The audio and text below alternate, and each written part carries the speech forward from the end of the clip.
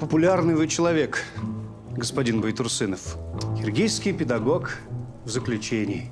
Лицом к стене, руки за спину. Біз 5 миллион халықпыз. Бірақ өз жерімізді, өз игілігіміз үшін жайлай алмаймыз. Өз земствомызбен, өз ғадетімізге лайықталған сот құрып, өз тілімізді іш жүргізе алмаймыз. Өз дінімізді өзгенің араласуынан қорғай алмаймыз. Думал, что я единственный, кто один бродит по берегу Ауляколя. Вы же нас не приглашаете с собой? Аталы жұртымыздың, ауданды ұлтымыздың әруақты аты деп, газетіміздің есімін қазақ қойдық.